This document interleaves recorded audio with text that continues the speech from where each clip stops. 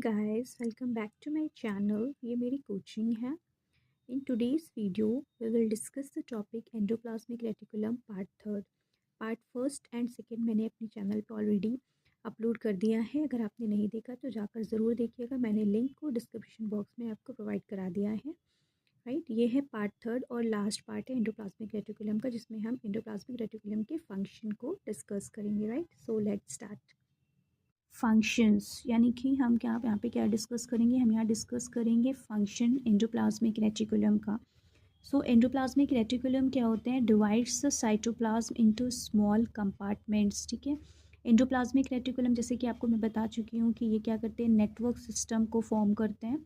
सो ये साइटोप्लाज्म को छोटे छोटे कंपार्टमेंट्स में डिवाइड करते हैं. ठीक है, it gives rigidity to the cell, thus acts as a skeletal framework of the cell.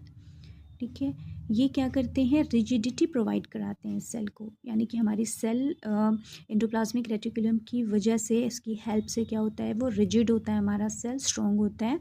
ठीक है, तो एक हिसाब से आप बोल सकते हो कि ये क्या करते हैं, स्केलेटल फ्रेमवर्क की तरह काम करते हैं. यानी कि हमारी जो सेल होती है उसको स्केलेटल फ्रेमवर्क देता है, यानी कि एक बैकबोन की तरह वर्क करता है हमारी सेल के लिए, उसको रिजिड बनाने के लिए.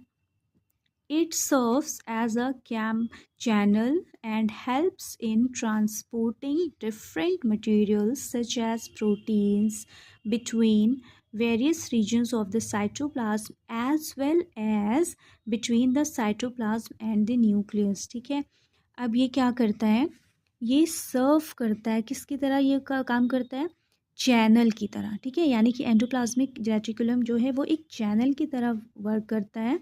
ठीक है, जिसकी वजह से क्या होता है, हेल्प होती है ट्रांसपोर्ट होने के लिए अलग बहुत से मटेरियल्स के, जैसे कि प्रोटीन है. ठीक है, सो अब मान लो कि प्रोटीन का, जैसे भी मैंने आपको बताया कि अगर सेल को रिक्वायरमेंट होगी प्रोटीन की तो एंडोप्लाज्मिक रेटिकुलम उसे सेंड करता है. सो ये क्या करता है, एक चैनल की तरह वर्क करता है ट्रांसपोर्ट करने के लिए प्रोटीन को. ठीक है, कहाँ पर, between various region of the cytoplasm. ठीक है, अभी आपने देखा कि साइटोप्लाज्म में क्या थे, सेल ऑर्गेनेल्स थे. ठीक है, वो फ्लोट कर रहे थे.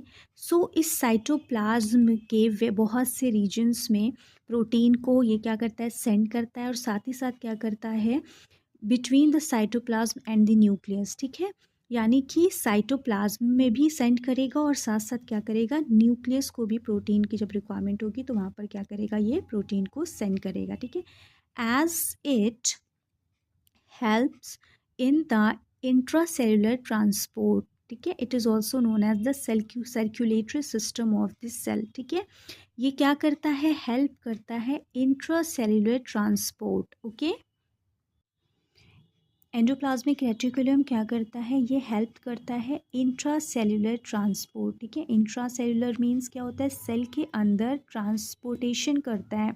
ठीक है, सो ये क्या करता है, प्रोटीन को ट्रांसपोर्ट करता है सेल के अंदर, इस वजह से इसे क्या बोलते हैं, circulatory system of the cell. ठीक है, सो क्वेश्चन आपसे यहाँ से अराइज हो सकता है कि circulatory system of the cell जो है वो क्या है. सो क्या है, ये एंडोप्लाज्मिक रेटिकुलम जो क्या करता है, प्रोटीन को क्या करता है, सेंड करता है साइटोप्लाज्म के डिफरेंट डिफरेंट रीजन में, या तो फिर क्या करता है, ये न्यूक्लियस को भी सेंड करता है प्रोटीन को. ठीक है, इसकी वजह से इसको क्या बोलते हैं, circulatory system of the cell.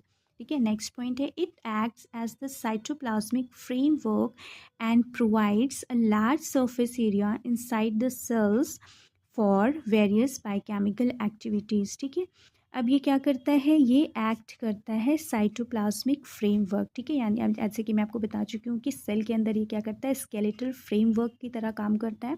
ठीक है, जिसकी वजह से क्या होता है, ये प्रोवाइड कराता है लार्ज सरफेस एरिया. यानी कि सेल के अंदर ये क्या करता है, सेल के अंदर ये क्या करता है, लार्ज सरफेस एरिया प्रोवाइड कराता है, जिसकी वजह से हमारी सेल में जो बायोकेमिकल एक्टिविटीज़ होती हैं वो क्या करती हैं, यहाँ होती हैं, वो परफॉर्म हो पाती हैं. Okay, the membranes of endoplasmic reticulum contain a number of enzymes for various metabolic activities. अब क्या है, एंडोप्लाज्मिक रेटिकुलम की मेम्ब्रेन पे क्या है, यहाँ पे नंबर ऑफ एंजाइम्स होते हैं. ठीक है, ये एंजाइम्स क्या करते हैं, ये एंजाइम्स होते हैं किसके लिए, मेटाबॉलिकल एक्टिविटीज़ के लिए. ठीक है, सो यहाँ पे बहुत सारे एंजाइम्स होंगे जो एंजाइम्स क्या करेंगे, मेटाबॉलिकल एक्टिविटीज़ को परफॉर्म कराएंगे. Okay. In the liver cells of vertebrates, smooth endoplasmic reticulum helps in detoxification of many poisons and drugs. ठीक है. इन the liver cells of vertebrates. Vertebrates कौन होते हैं? जिनमें वर्टिब्रल कॉलम प्रेजेंट होती है. ठीक है. अगर एब्सेंट होगी तो वो इनवर्टिब्रेट्स होंगे. तो वर्टिब्रल कॉलम प्रेजेंट होगी तो उसे वर्टिब्रेट्स बोलेंगे. ठीक है. तो वर्टिब्रेट्स के लीवर सेल्स में क्या हो करेंगे, स्मूथ एंडोप्लाज्मिक रेटिकुलम हेल्प करते हैं डिटॉक्सिफिकेशन के लिए. ठीक है. किसका करेंगे? पॉइजन्स एंड ड्रग्स का. ठीक है. सो वर्टिब्रेट्स के लीवर में, ठीक है, लिवर हमारी क्या होती है, हमारी लिवर जो होती है हेल्प करती है हमारी इम्यून सिस्टम के लिए. ठीक है. हमारी इम्यून सिस्टम कहाँ पे, हमारी जो इम्यूनिटी होती है, हमारी इम्यूनिटी कहाँ से राइज होती है? लीवर से. ठीक है. सो हमारा इम्यून सिस्टम जब स्ट्रांग होगा तभी हम किसी भी लिवर का काम क्या होता है? लिवर हमें इम्यूनिटी प्रोवाइड कराता है. ये इम्यूनिटी हमें हेल्प करती है हमें डिज़ीज़ से फाइट करने के लिए. ठीक है. यानी कि जो भी पैथोजेंस होते हैं जो हमारी बॉडी के लिए नए हैं, उनसे क्या करते हैं, फाइट करने के लिए लिवर हमें हेल्प करते हैं. ठीक है. वाइट ब्लड सेल्स हमें हेल्प करती हैं.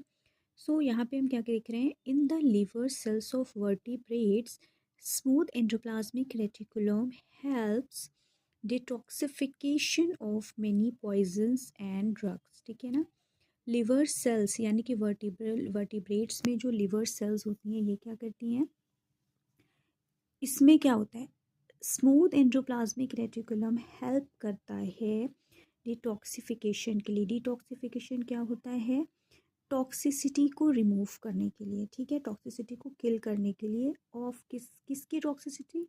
Of many poisons and drugs. यानी कि जो ड्रग्स से, दवाओं से, या तो फिर किसी पॉइजन्स की हेल्प से या किसी भी अदर ड्रग से जो भी टॉक्सिफिकेशन हो रहा है, ठीक है, उसको क्या करते हैं, ये डिटॉक्स करते हैं. यानी कि वर्टिब्रेट्स को क्या करते हैं, इम्यूनिटी प्रोवाइड कराते हैं और उनके अंदर डिटॉक्सिफिकेशन की प्रोसेस करते हैं, जो हमारे अंदर की जो पॉइजन्स है उन्हें रिमूव करते हैं.